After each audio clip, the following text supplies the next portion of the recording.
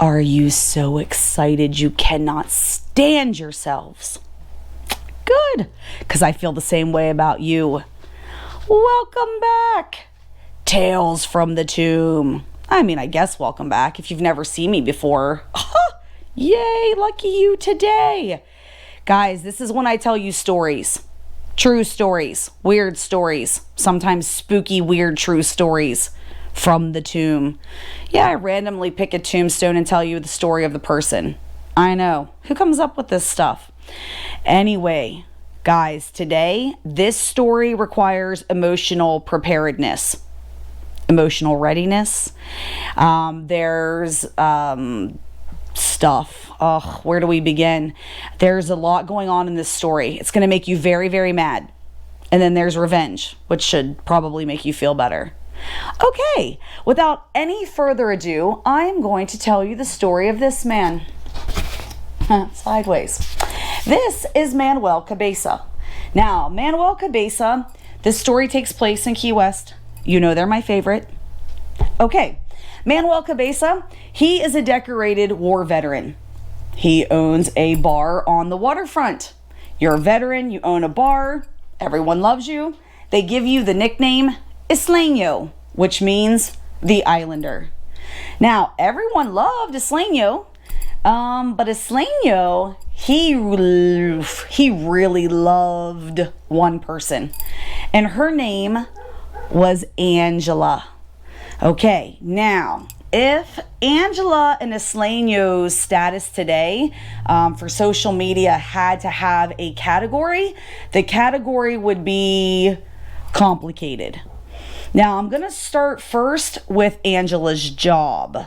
Okay, Angela was a lady of the night. If you don't know what that is, that's a prostitute. Okay. All right, I don't know if that's conducive for a successful relationship. I'm just telling you a story. Okay, now, issue number 2, which the story is about, has a lot to do with Isleño. You can't really tell from the picture. It's old. Give me a break, right? But Isleño is Spanish. So most people just thought Isleño was a white guy. Angela is of a mixed descent. Angela is Afro and Cuban, okay? So she's of African-Cuban descent. Now, so what, right? Like, this is 1920 Key West, and if you've ever been to Key West, Florida, it's a super progressive island, okay? People drive around with bumper stickers on their cars, and their scooters, and their golf carts that say, "One human family," and they mean that, okay? So, everybody was okay pretty much with this mixed race liaison, except for that one group. White sheets, pointy hats, yeah, the KKK. Well, this mixed race liaison was not really acceptable by them. Now, by this time, when the story takes place in 1921, Angela had quit that nighttime job. Okay, so she is out of that business, and she is living with Isleño now as common law husband and wife. So everything's fine, except for this group is not fine. Okay, so one night while Angela and Isleño are asleep in their apartment, hooded figures pull up outside their apartment and they grab Isleño from his bed and they drag him down to Petronia Street. Now, if you've ever been to Key West, Florida, Petronia Street is very close to the Ernest Hemingway house. Now, these guys, they are strong. Isleño is strong, but he is really outnumbered. So during this tussle, when he's getting beat, he manages to grab a hood off of one of these men. When he pulls the hood off, he looks at this guy. He knows him. His name is William Decker. William Decker drinks at his bar. Isleño stays silent and he takes this beating. And guys, he survives. So with a ruptured kidney, he literally crawls back to Angela. And when Angela sees him, she begins to mend his wounds. But what she cannot mend is his pride.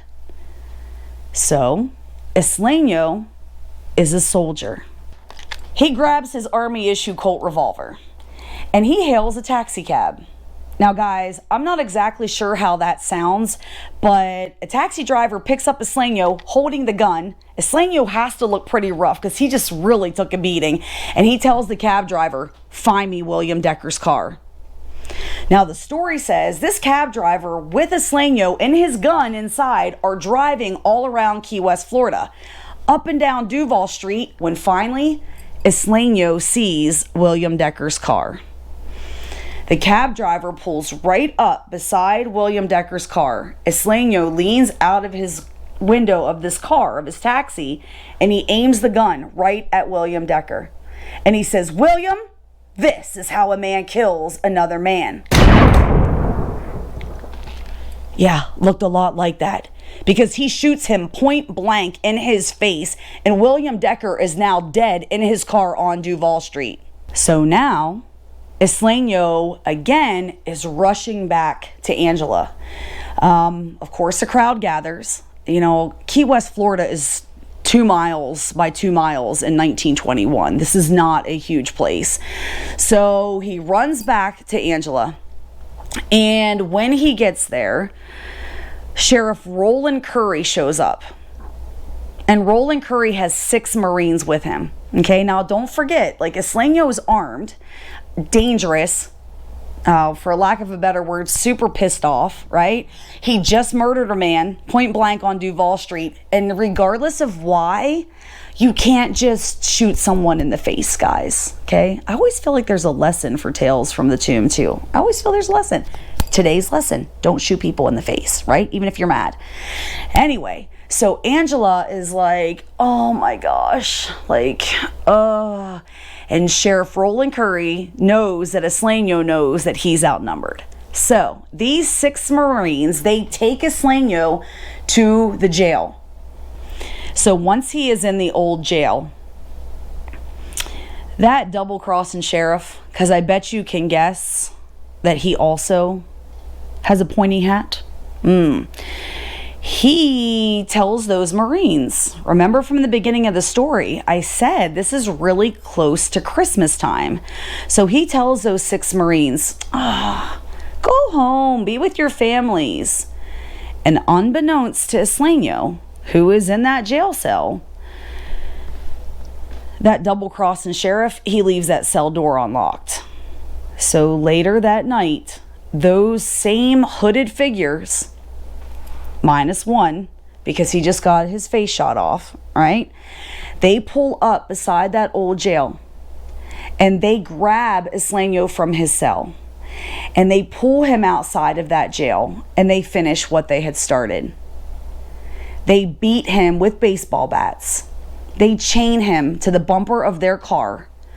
They tar and feather him, drag him to the remote side of the island, where they hang him from a coconut palm tree, and then they shoot him with shotguns. Cowardly overkill. Within no time, really at all, Angela is inside the courthouse demanding justice for her husband. Now, this island is small, and on a little island where everyone knows everybody's business, I mean, think about it. Jimmy Buffett wrote a song. I heard it through the Coconut Telegraph, right? Everybody knows everybody's business. But guys, on this day, in this courtroom, nobody knows anything. And this jury, they agree that this murder, this lynching of Manuel Cabaza was not done by an organized society, but individuals unknown. And no arrests were ever made. Okay, so you're mad. Okay? Like, yeah, if you're not mad, like, there's something wrong with you. Like, you're dead inside, right? You're mad. But remember Angela, of Afro-Cuban descent? Angela has a couple tricks up her sleeve.